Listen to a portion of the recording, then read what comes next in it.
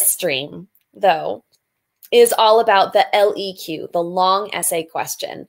And I've got really 4 parts to this stream. What is the LEQ?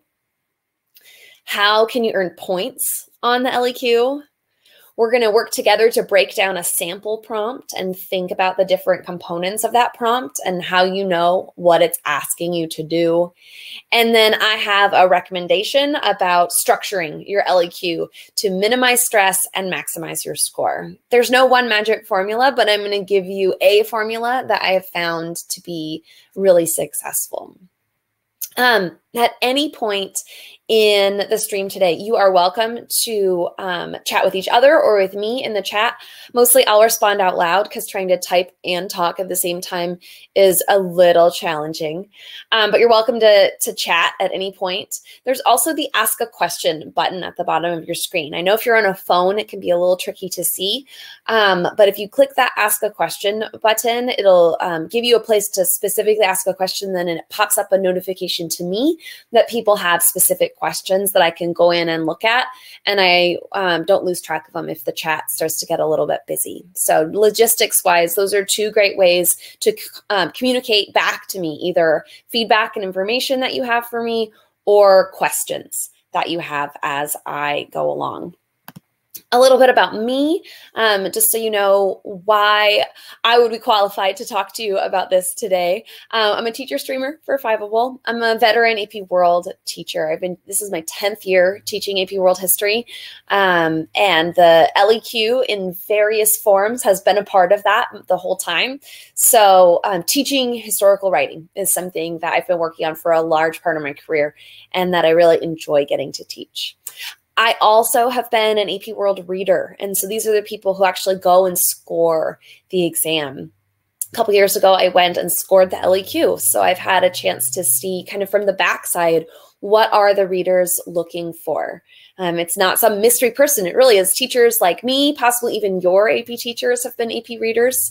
And hopefully some of the insights I took from the reading, I can pass on to you and help make your job a little bit easier as a student.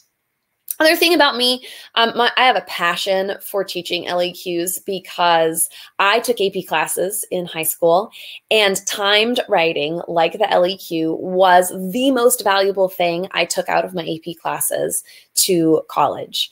Whether it was timed writing in English or timed writing in history, being able to receive a prompt, sit down, organize my thoughts, and write it in a coherent structure, I found incredibly valuable in college. And even as a teacher, I have still found it really valuable to do. So this is a skill I want to help students be successful with. And that's why I'm doing this stream tonight.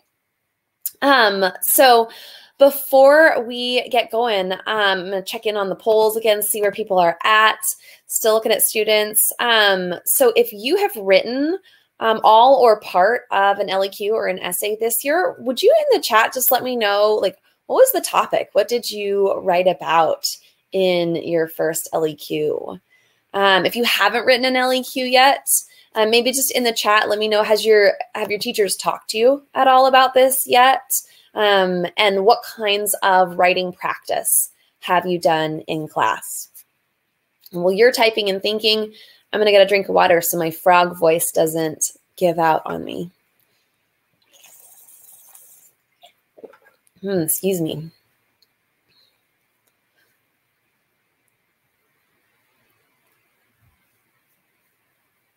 All right, I know people are still thinking and typing. So again, if you're thinking and typing, just let me know either what prompt you've written on or what kind of lessons you've had with your teachers about writing in general. But LEQs in particular, if you've done anything around that in class yet, I'd love to know what you've been working on with your teachers so far. There's a little bit of a delay between you typing and me seeing it in the chat. So no worries if there's a little gap here. Nothing yet for CC. Okay. Not to worry. I'm going to give you some of the basic background, and hopefully this will give you some confidence when you get to those lessons with your teacher. I know at least one person out there said that you have written a complete essay. So hopefully you can jump in and in the chat with some things that you've done or that your teacher has said. I'm always interested to know how other teachers are approaching this. So the first question I want to start with, because not all of you even probably know what the LEQ or the long essay question is all about, is just like, what is this? So fundamentally, the long essay question is your chance to show what you know in your own words. There are 3 opportunities to do this, essentially, on the AP World History exam, and I think the other AP Histories are similar. So the multiple choice is structured, right? You have to show your content through the choices that are given to you. But the 3 free response styles, the short answer question, the long essay question, and the document-based question, are all ways that you can show your knowledge in your own words. And they're all designed and structured, so it's not just your own words, but your own knowledge base is supposed to be something that you can tap into. So all of these questions are going to be designed in such a way that even if your class and a different student from another part of the country learned slightly different examples on a particular topic, each of the examples that you individually know should be sufficient, if it's related to the topic, should be the kind of thing that you would need to be successful. So content knowledge is really important in the LEQ, but historical skills, historical writing skills are in many ways more important than which specific content your specific class learned. As long as you're learning the content that your teacher is teaching or that your textbook or review book is presenting, you're going to be in good shape content-wise for most of the LEQ choices. Specifically, the LEQ is going to ask you to develop and support an argument. And in AP World, this is historical thinking skill 6. If you ever see any documentation from the College Board about those historical thinking skills, that's what this LEQ is really honing in on. Develop and support an argument about a topic relating to a prompt. And I'll explain what that means in another slide. So on the AP exam, kind of logistics-wise, you'll have 40 minutes to answer one LEQ, and you'll have 3 choices of what prompt you want to respond to. Hang on, we've got a real life situation happening here. My kiddo has just walked into the room. I'm gonna send him back to what he's supposed to be doing. I have to tell something. Okay, what do you need to tell me? Can I get my sheets back on? Okay, then you just need to go and lay down, and I'll come check in with you when my class is done. But I'm teaching a class right now, so I need to do that. Can you go back to your room, please? No, I could. No, you can't hang out with me right now. Please go sit in your room. Well, you need to go and fix my sheets. I can't fix your sheets right now. So go sit in your room and I'll talk to you later. Okay? Bye. All right. Thanks for your patience. That's, you know, some real life adult stuff. Got a little kiddo who was supposed to be taking a nap and has apparently decided to play, but he'll be fine. So you've got 3 choices. You pick one, you get 40 minutes to write your essay. Each choice focuses, of the 3 choices, they all focus on the same basic skill. So they might be more comparative or causation style essays, and we can talk more about that in a little bit. But each one will be from a slightly different topic and a slightly different time period, or a very different time period. So there should be a prompt from early in the course time frame, a prompt from the middle of the course time frame, and a topic from later in the course time frame. And you can choose the topic and the time period that you know best and write that one, which I think is a great opportunity. It's definitely nice to know that you're going to be able to choose what you're confident in and what you know a lot about. So that's the basic rundown on what the LEQ is. Again, if you've got questions, type them in the chat or in the Ask a Question box, and I'd love to answer student questions as we go, but we'll also save some time for questions at the end. Oh, yes, percentages. People always want to know. The LEQ is 15% of your overall exam score. So it's important to pay attention to work hard on, but it's not something to obsess over and stress over, because if you get some words on the paper, there's a lot of ways to earn at least some of those points and really help boost your overall score. So that leads me really to my next topic I want to talk about. What earns the points? So there's 4 main categories of points in an LEQ. There are 6 total points, but they fall into 4 kind of buckets. The first is thesis. You get a whole point, 1 point out of 6, just for having a thesis. And your thesis needs to do a couple of things. First, your thesis is supposed to develop a historically defensible claim. So if you're paying attention in the chat, what's a claim? Is that a word or a term that your teachers have used yet or that you're familiar with? What is it? What do you mean by a claim? Right, Cece, I love that you're talking back to me. That's awesome. Saying you don't know what a claim is yet. You want to anybody want to take a guess as to what we mean by a claim? Camilo, that's exactly right. It's an argument. It's no sort of about it. You're exactly correct. A claim is an argument. So it's a statement that can be proved or disproved using evidence. So you're going to make an argument, make a claim, and it needs to be historically defensible. So there's an element of accuracy, but historically defensible doesn't mean it has to be a single right answer. It can be in a range of answers as long as there's reasonable, accurate evidence to support that claim. It can be a reasonable thesis. Your thesis also needs to what they call establish a line of reasoning. And I think of it in this way of like setting up the framework for the rest of your essay. So this thesis is a statement, a claim, an argument that's historically defensible and sets up the kind of reasoning that you're going to do in the rest of the essay. So you get a whole point just for that. You're going to get a point for contextualization, for establishing and connecting some context to your thesis and to the topic of the prompt. So for context, you're describing the broader context relevant to the prompt. And I could literally do a whole lesson on contextualization, and probably I or somebody else will here in a little while in AP World History. But the idea is thinking about other topics or other information that surrounds your main topic and influences it in some way. And you're going to make a connection to that in your essay.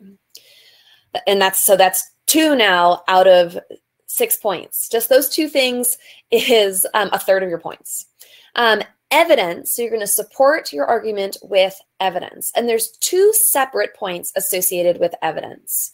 You need to have specific and relevant evidence. So there's a point on the rubric just for having specific and relevant evidence. And then there's a separate point for connecting that specific and relevant evidence back to your argument. So thesis, contextualization, support with evidence. So we're at 2/3 of the points, 4 out of 6.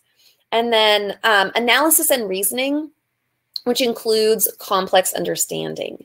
So we're going to talk about historical thinking skills when I show you an actual picture of the rubric, but kind of building an argument beyond just the thesis earns points. So building that argument and then building a complex argument asks you to, this is College Board language here, corroborate, qualify, or modify an argument. When I get to the full rubric, I will go into those terms in a little bit more detail. The thing I want to say right now about this complex understanding point is that especially right now in September or October, whenever your teacher has you writing your first LEQ, this point is going to feel like a huge stretch. So I tell my students that this one is the unicorn point. Unicorns are mysterious and wonderful creatures, and your life would be changed if you ever met one. Your chances of meeting one are very low. It doesn't mean you should stop pursuing the unicorn in my metaphor here, but it means that you shouldn't stress and obsess over whether you got that point or not. Simply building an argument with a clear thesis, solid context, support with evidence, and a basic kind of argument structure in your essay, that's 5 out of 6 points, which is huge. The average score out of 6 on these LEQs is right around 2 or sometimes 3, but usually at close to a 2. The average score nationwide. So some people are scoring in that 5 and 6 point range, but a lot of people are also scoring very low on these essays. So trying to scramble for every single point isn't the best way to approach this. The best way to approach this is how to construct a whole essay that's going to show your knowledge in the best light. All right, so the next slide is going to be really crowded with information because I want to show you the whole rubric and kind of talk you through the different pieces. All right, so this is the rubric, the whole 6-point rubric. And you can see, right, kind of where the points break down: thesis or claim, context, evidence, and then analysis and reasoning. And in the middle criteria column, that's the College Board language. And in the far right-hand column, these are things to know. This is also taken from the College Board, although I've reworded it and bolded some ideas that I think are going to be really helpful. So just to kind of recap, make sure I don't miss anything from the rubric. So starting at the top, thesis. Responds to the prompt, the historically defensible thesis or claim that establishes a line of reasoning. We've seen that language before. I just mentioned that on the last slide. Things to know about the thesis. Your thesis must occur in the specified introduction or conclusion of your essay. This is the one component that has to be in one of those 2 parts. An introduction, the College Board uses loosely. I like to think of it as your first paragraph. It does not have to be the first sentence of your first paragraph, but it needs to be in that first paragraph. A conclusion is not a required element. So if you're thinking, oh my gosh, 40 minutes, how am I going to plan and write an essay in 40 minutes and have a good conclusion? You might not. Just real talk, you might not. And it's okay. You can still earn amazing points on an LEQ without a specified conclusion. But if you do have time, I always recommend that you rephrase your thesis statement from your introduction in your conclusion. Because if it was worded in a confusing way in that initial introductory paragraph, rewording it in your conclusion is that second chance to earn that thesis point. And you want to take advantage of all of the opportunities for points possible. I think that makes sense. So second line down, context describes a broader historical context relevant to the prompt. The key verb here is relate. It's not there in the College Board language, but that's what you want to be thinking. I'm relating the topic of the prompt to something else relevant. So, right, it has to be related, it has to be connected, and I have to show that connection to something either before or during the same time period as the prompt. And it can be in the same location as the prompt, but different from the topic of the prompt, or it can be in another location. Context is really open-ended in terms of the kinds of things you can choose. The key is, though, choosing something and making sure that you relate it to the topic of the prompt. If it's just a random statement stuck on the front of your essay, that's not going to earn points. But if you make a clear connection for your reader, that's what's going to earn you a contextualization point. All right, evidence. 1 point for providing evidence, a 2nd point for supporting your argument with evidence. So evidence is always going to be plural. You need at least 2 pieces of specific, accurate, relevant evidence in your essay as a whole, which I'm a little nervous saying out loud in case some of my students are watching, because in my classes, we're aiming for 2 or more pieces of specific, accurate, relevant evidence per body paragraph. Because that way you have extra evidence, so that if there's a piece of evidence that's unclear, or a piece of evidence that's inaccurate, or a piece of evidence that isn't really relevant to what the prompt is asking, by including additional pieces of evidence, you have more chances to earn that point. So minimum of 2 pieces in a whole essay, ideally two pieces in every body paragraph. Supporting your argument with that evidence, that's where things like commentary, if your English teachers use that word, commentary, or analysis, maybe another word your English teachers, your history teacher might use, is that language where you're in your own words explaining how your evidence relates back to the thesis or to a topic sentence that you're trying to prove. By doing that for at least two pieces of specific evidence, that's what's going to earn you that second evidence point. Oh, we're going to have another real life situation. I hear a crying child coming down the hall. So why don't you, while I talk to him, why don't you tell me a little bit about what you've done in your English classes or even your history classes around evidence. So what kinds of expectations or standards have your teachers talked with you about in terms of evidence? Type something really quick in the chat about that.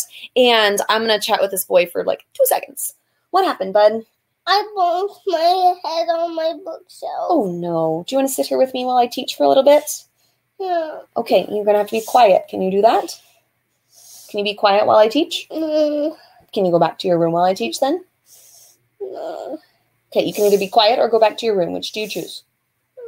Okay, then you just have to sit quietly. That's fine. So evidence out there. Cece's being super understanding in the chat, which I appreciate. But like, what counts as evidence?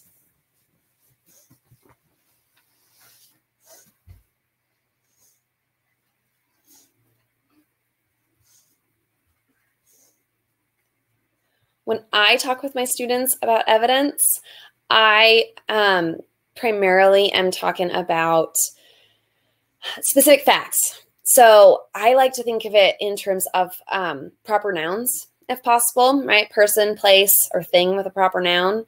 Things that you capitalize. Those are good ways to know that you're giving specific evidence. It doesn't have to be. You can describe evidence in more general terms, but it's more difficult to earn those points.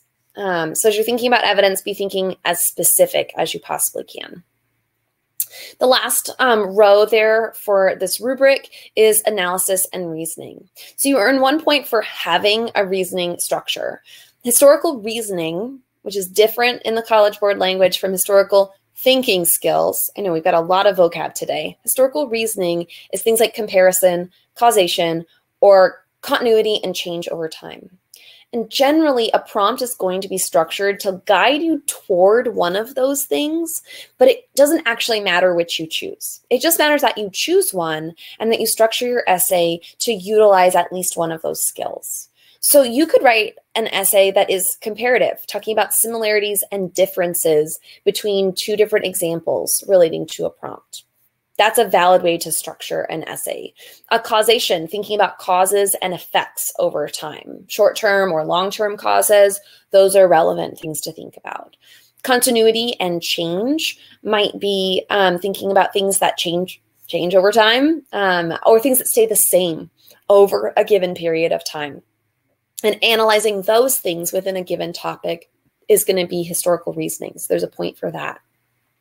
And then complex understanding that's demonstrated through using evidence to corroborate, qualify, or modify an argument. Corroborate means to show how two pieces of evidence support each other. So you bring them together, you show that they both support each other. To qualify evidence is kind of a yeah, but. So corroborate is like these two things go together. Qualify is like this, but also this. It's not contradictory. It's simply acknowledging that there's a complexity or even a counter argument that you're working with. Modifying an argument may not be going so far as qualifying. It may not be a yeah, but. It might be more like a yes, and. This and also this other, maybe different idea, but that's also true and also important. And so that's what we want to think about in complexity. So and, yeah, but, or this and that. it's difficult to do. And the key for this unicorn complexity point is that it needs to happen, or it should happen throughout your essay. You're never going to earn this point in a single sentence or even a single paragraph. You can't write a magical complexity paragraph. What you want is to build your argument over time. And as we go on in these skill building videos on Fiveable, I'm sure that we're going to talk about building strong thesis statements, setting up a thesis statement to lead you to complexity, setting up and building your argument, structuring your argument to develop complexity. And so you just want to kind of keep that in the back of your mind as you're writing, is how can I show my complex understanding of this particular topic? This has been a lot of abstract talking. We've been going for about 30 minutes and it's been really abstract. So I'm going to check in really quick, see if there's anybody asking questions. No questions yet. So let's look at a sample prompt together. All right. So I want to point out a couple of things about this sample prompt. First is that the prompts are always going to be in two parts. I've given extra space between these on my slide because I'm going to have some annotations pop in here in just a second. The first little mini paragraph sentence there is an introductory sentence. It is not the prompt. It's informational. The second is the prompt itself. So this is a prompt that I wrote. It's not a real College Board prompt because I didn't want to steal any that your teachers might be using in class coming up. But I tried to structure it as much like a College Board prompt as I could. So we've got an introductory statement. Governments maintain order through a variety of administrative institutions, policies, and procedures, including religious beliefs and practices. Then the prompt starts with a task verb. Develop an argument that evaluates the extent to which governments successfully used religious beliefs and practices to strengthen their authority. Now, I'm not going to ask you to write me an LEQ right now because A, that would take a long time, and B, I think that would be really stressful to try and on command write an LEQ for a teacher that you don't know just out there on the internet. So what I'd like you to think about and answer back to me in the chat is this first informational sentence. Why do you think that the College Board puts that informational sentence before the prompt itself? What do you think is the purpose of that statement?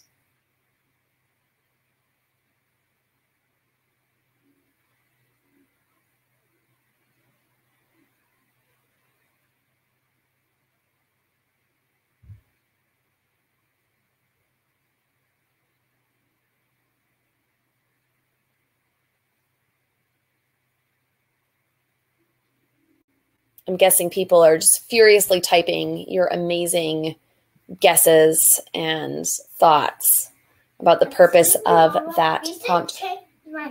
Shh, bud, you got to be quiet.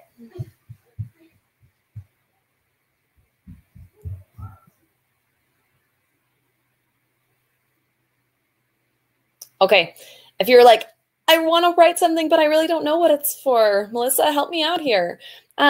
This intro sentence helps you to think about the right topic or theme. So in this case, it's pointing you towards the idea of government. It's pointing you towards the idea of like ways governments maintain order, and connecting, saying that religion and government often go together. This statement is going to always be too broad for you to just steal it and use for contextualization. So if you see something as an introductory statement and you think, oh, that makes really good context for my argument, take that idea and just make it more specific, and then it might make good context. But just as written, the College Board is never going to give you freebie context.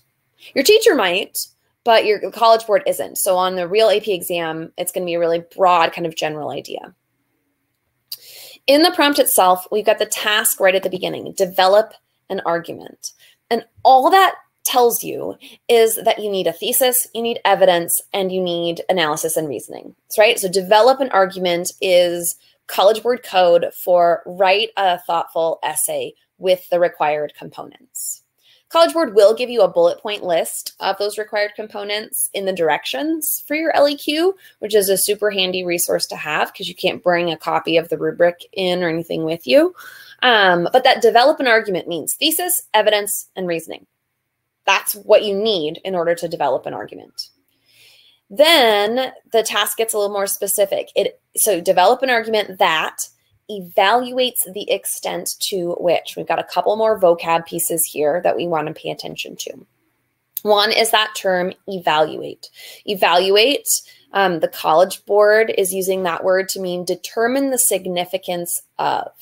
So you want to be thinking how important or how much or to what degree, right? All of those things are evaluate.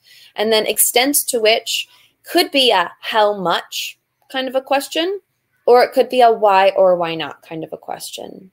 So at this point, we could rephrase this prompt to say, write an essay, including thesis, evidence, and reasoning that determines how much or how successfully governments used religious beliefs and practices to strengthen their authority. Or, and this is equally valid, I've just phrased it as a how question. We could also phrase it as a why question. Write an essay with a thesis, evidence, and reasoning that explains why governments were or were not successful in using religious beliefs and practices to strengthen their authority.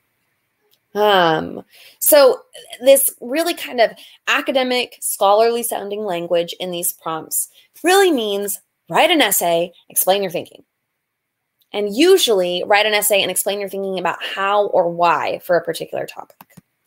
And then the last thing that I want to point out is that the prompt is often going to be narrow in some areas and broad in other areas. So this one that I wrote, I made narrow in terms of theme.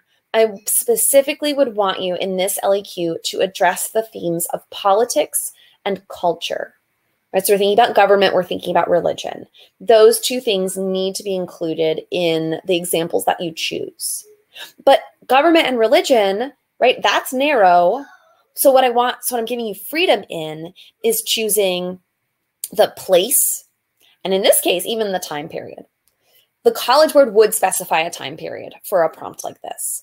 I made it really open-ended because this is a demonstration prompt and I wanted you to think about what you already know. So if you were going to write an LEQ about governments successfully or unsuccessfully using religion to strengthen their authority, what would be some examples you've already covered in class that you might draw on as evidence relating to this topic? What are some things you already know about?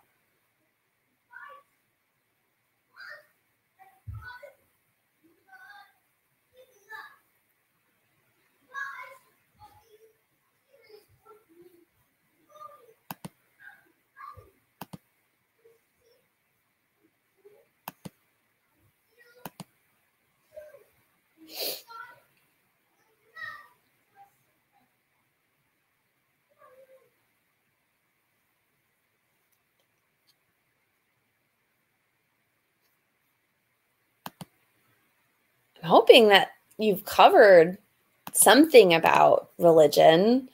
And this, I mean, it doesn't, even if you're still in Unit 1, there should be some thoughts, some ideas that you have. Okay, so Islam, thinking about how governments used Islam to strengthen their authority. Can you think of a government that used Islam to strengthen its authority, Demetrios? Or anybody could chime in with Islam as our suggestion.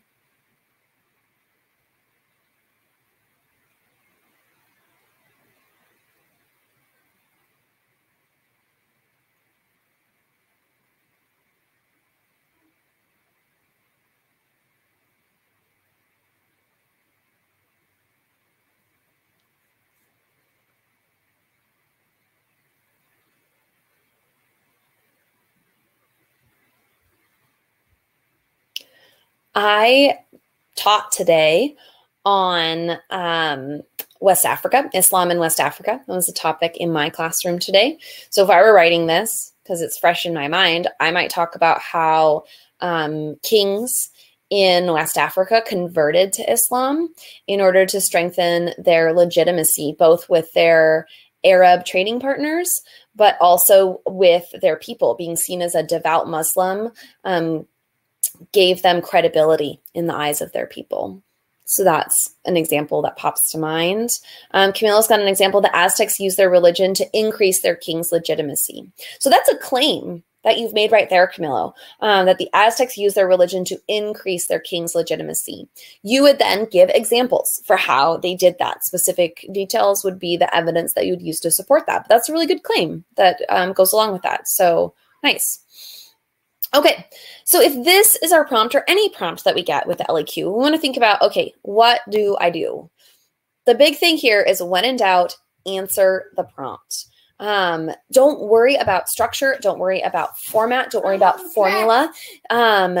Just worry about answering the question, right? Don't worry about paragraphs, spelling, none of that stuff. All those things are good. We want to do all those things, but just answering the prompt is the most important thing. Second thing to keep in mind is that you should plan your answer before you start writing. And this is going to feel really intense for those of you who haven't done a lot of timed writing yet. Taking time to plan your essay sets you up with a strong thesis, a strong introduction, which then sets the framework for the rest of your essay. Hang on just a second. Young man, you need to go in your room and close the door. I will come and talk to you in a minute. I'm all dressed. Great. Now go in your room. I'm the two. All my morning things. Thank you. Go close your door and I'll come see you in a minute. So take some time to plan. 5 minutes is not going to hurt you. In fact, it's going to help you. Other things to think about as you're doing this, write what you know. A few strong examples with good reasoning is going to be a lot better than a bunch of unconnected facts. So if you're like, I don't know a whole lot about this topic, if you know 2 things that you can explain well, that's fantastic. Use those 2 things to construct a thesis statement and go from there. It's going to be great. And use all of the good writing strategies that your English teachers and that your history teachers have taught you and are teaching you this year to support you in structuring this essay. So a thesis is a good argument. Topic sentences for body paragraphs help you develop that argument. Evidence is evidence, right? Evidence is evidence no matter what subject you're writing in, so use it. Analysis, reasoning, or commentary, those are those connecting sentences that link your evidence back to your topic sentence or back to your thesis. And all of those good skills are the kinds of things that will help you be successful on an essay like this. Don't stress grammar. Use it, but don't stress it. If you misspell something, it's going to be okay.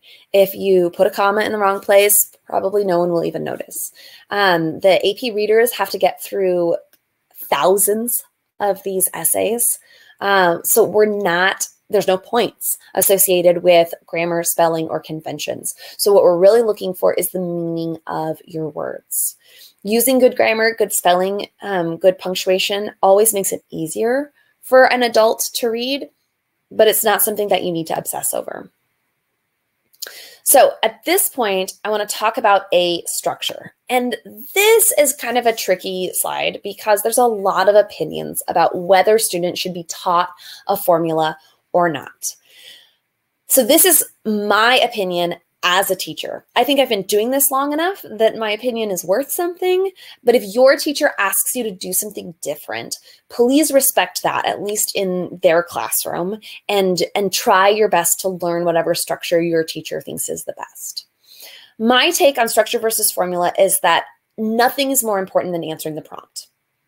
A structure and a formula that helps you answer the prompt is a good structure or formula. A structure or formula that gets in the way of you answering your prompt should get thrown out and not used on the AP exam, regardless of what your teacher thinks, regardless of what I think, because it's not doing you any favors.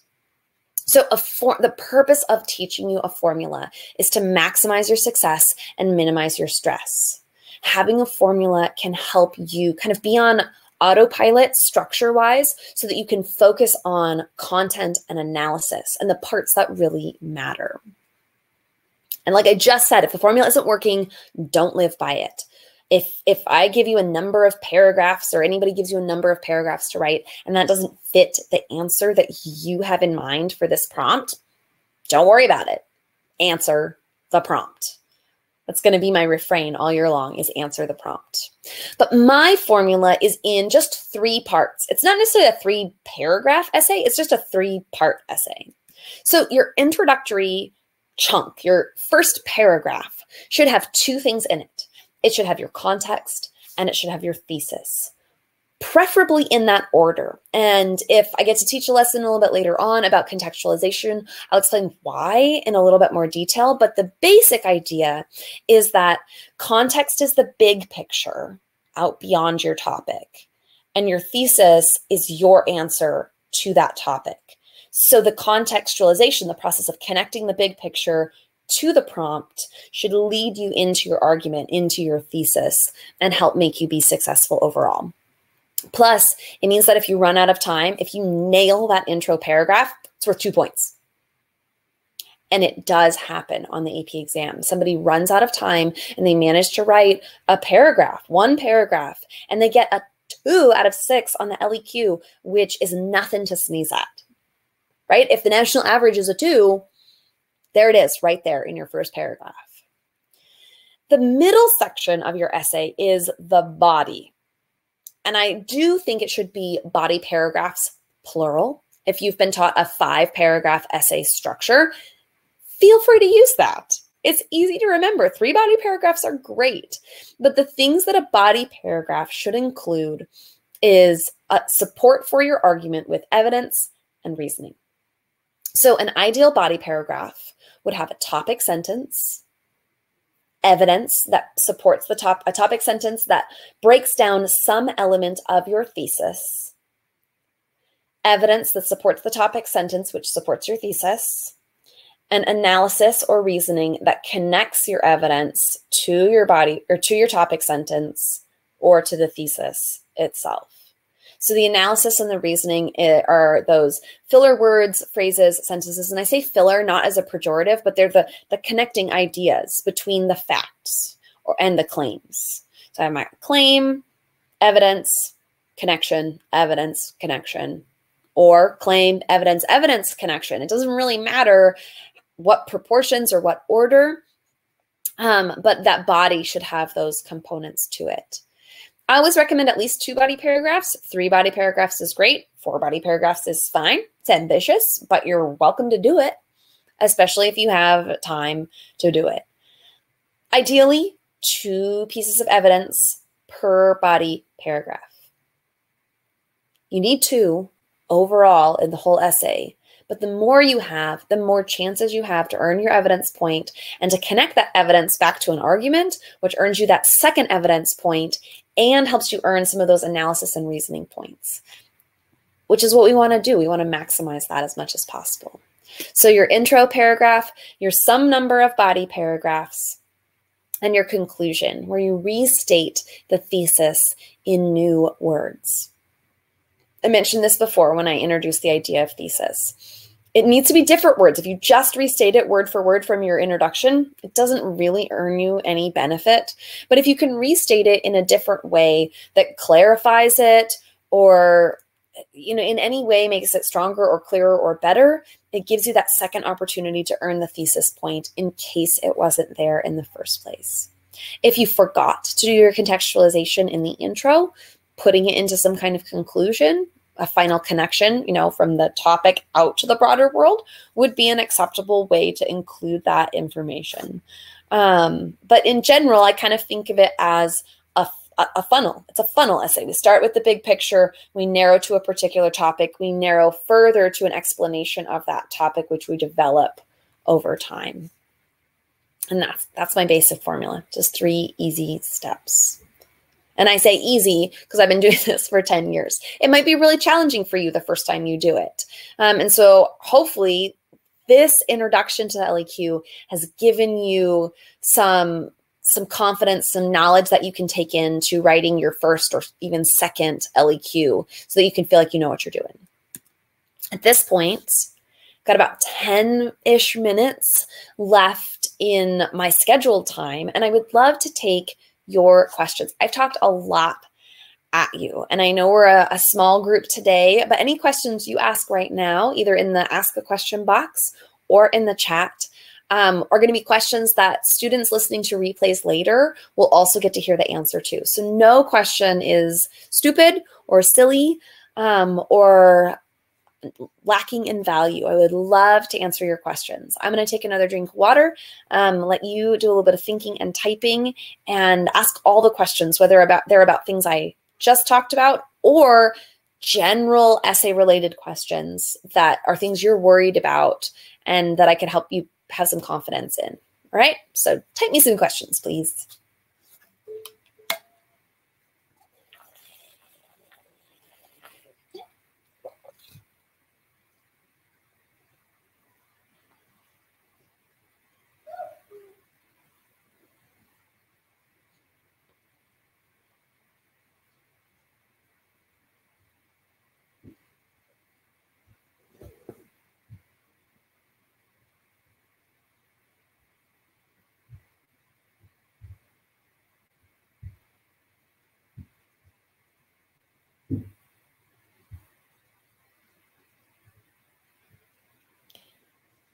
If there are rumors, things you've heard about the AP exam and about essays from other students who've taken the course previously or from research that you've done on the internet, those are great questions to ask. Shh, hey, come here, please. Come here, please. Hey, I am in the middle of my class. I need you to go out of here. Listen to me. Go close your door and do not wake up your sister. Go now. Go now. Quietly. Ooh, we got a question in our question box. Let's see it. Camille asks, so if we're really short on time, would it be better to skip the intro and do a body paragraph or two, or just do the intro? Okay, Camilla, this is an awesome question. If you are short on time, the best thing you can do is to write the intro paragraph. Because the intro paragraph is the foundation for all the other points. Now, you can earn evidence points without earning the thesis point, but I would do contextualization and thesis so that if you were able to carry that forward into anything, any like minimal body paragraph, you would set yourself up for potentially 3 points. If you did intro with contextualization and thesis, and even a real cruddy body paragraph that's just like a list of facts, if you had 2 correct facts, that could be a 3rd point for evidence. And that's huge. That's half the points right there. So I would always say start with an intro paragraph, no matter how short you are on time, hope for those first 2 points, and then gain any kind of body paragraph you possibly can. Yeah. Any other questions?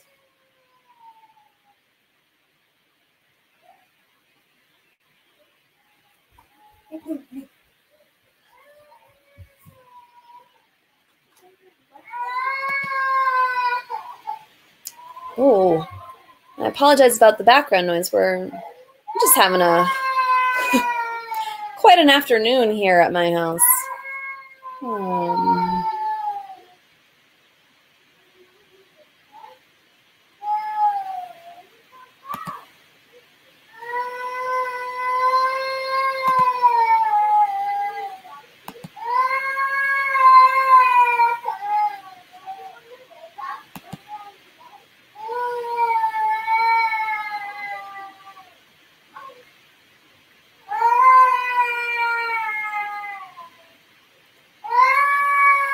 All right.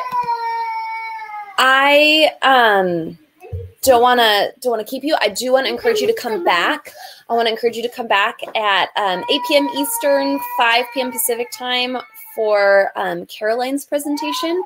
She's going to be talking about multiple choice questions, which is, I know, another kind of intimidating part of the exam. So if you want to come back for that tonight, that would be awesome. Come back tomorrow for our stream on commercial practices, or this weekend for a stream on taking notes from lecture. So before I wrap up, I just want to point you to a couple of resources that could be really useful to you as you practice. And there'll be links to these resources in Fiveable when this replay is posted as well.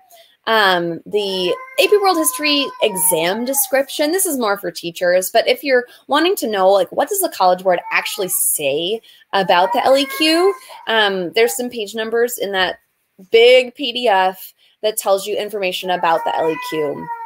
And then Fiveable has a great resource where they've broken down all of the previous LEQ topics in AP World from 2002 to 2018. And there's an asterisk there because, of course, some of those topics aren't going to be as relevant for your practice. They're either outside the scope of the new AP World curriculum, or they would need to be revised and reworded to fit the kinds of questions that are being asked now. Some of them are very specific, and you wouldn't see anything that specific. But this Fiveable document does an excellent job of just giving you a snapshot of what kinds of questions have been asked in the past so that you can either practice those yourself or think about what kinds of questions might be asked in the future.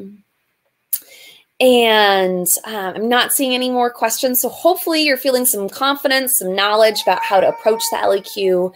And we will definitely have more specific LEQ streams, hopefully some practice streams where you can actually do some writing on a particular topic.